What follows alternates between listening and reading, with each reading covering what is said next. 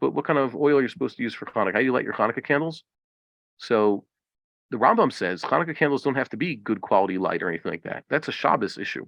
Shabbos, you can't have stuff that stinks. You have to have a good light. The light is for use. You're not supposed to read by candlelight, but the whole point was that you have your house nice and bright. Nowadays, thank God we have electricity. Since the advent of electricity, it became a lot easier to do this rabbinic commandment. And we saw today earlier, remember the morning shear, crude oil, neft.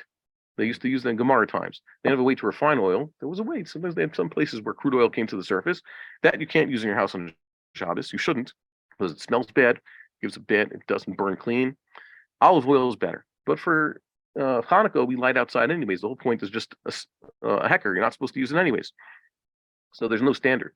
Olive oil is basically a standard. Rambam doesn't even record in Mishnah Torah that you're supposed to use olive oil. Al Pi Kabbalah, it's better in the base of Mikdash to use olive oil because that's what people use. That's the highest quality. Nowadays, the paraffin wax, even though it's not real paraffin, it's a borrowed term. Paraffin wax is another isolate from distilled petroleum. We take petroleum, the people in the oil refineries, they take the raw stuff from the ground and they refine it using distillation and other processes to get out the gasoline and the tar, the petroleum jelly, all these different types of hydrocarbons that come out of this crude oil. And one of them is this liquid that burns very clean. It's clear, colorless. It doesn't have any odor. And it burns as clean as, let's say, natural gas in your stove. Really, natural gas, when it's supposed to burn, it's supposed to just make carbon dioxide and water, and that's why it doesn't pollute the air. Blue flame does that. Of course, if you burn it, if you don't open up a window, we don't have the supply of oxygen in the house, eventually you'll start making carbon monoxide, which could be dangerous. So don't do that. There are people who got themselves in danger during the snowstorm a few years ago. So this paraffin burns the same way, and they can congeal it. It basically turns into white wax.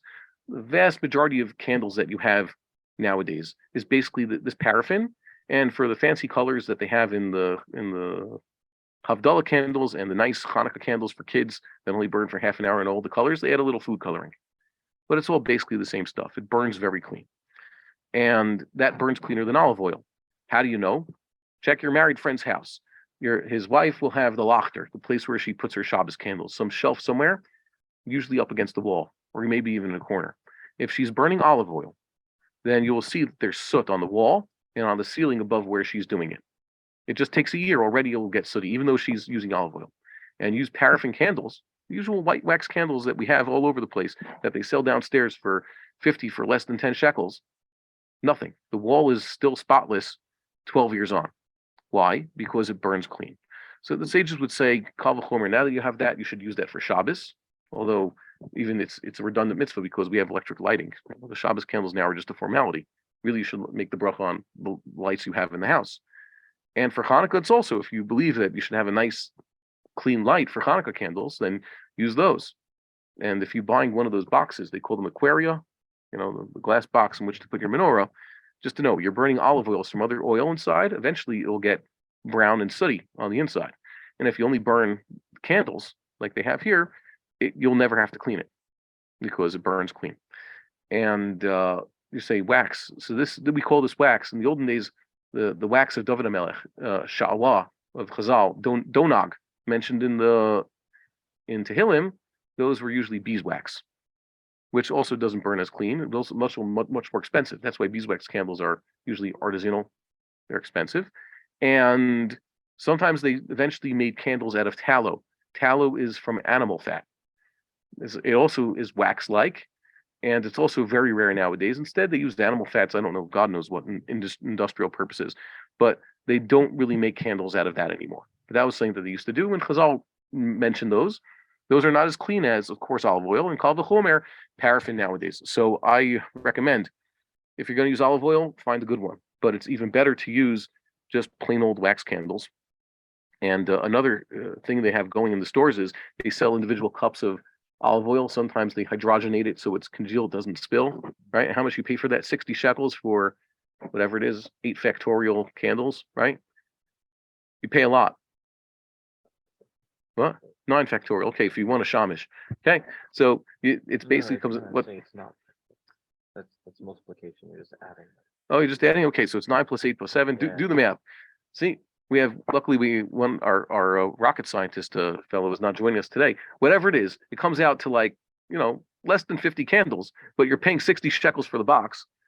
If you, like I said, you go downstairs, you get 50 candles for less than 10 shekels, and they burn much cleaner, and they don't spill, and they last longer, and they're less likely to go out. Just tea lights. I remember I used to take tea lights with me when I traveled on Hanukkah. I took from my wife for Shabbos. And then just one Hanukkah, I decided I'll put those in the menorah. And also, my wife used to use Shabbos candles. She filled it with the liquid paraffin and these special lachters that eventually would burn out. It wouldn't work. I just started putting tea lights on top of the lachters. It makes a lot less mess. It looks nice. It's efficient. It's clean. It gives good light. And if here we actually have had blackouts on Shabbos, so it's a minhag in Kochav Yaakov. If it's raining and cold on Friday evening, then the power will go out around candlelighting time. Okay, just that, as people know, that's the minhag here.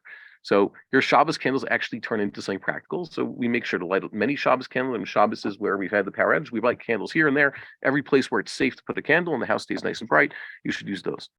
We would like to encourage our viewers to share these videos with friends and send in your responses. If you would like to obtain Birkon Nusach Eretz Yisrael or invite the rabbi for a speaking engagement, please email us at office@machonshilo.org.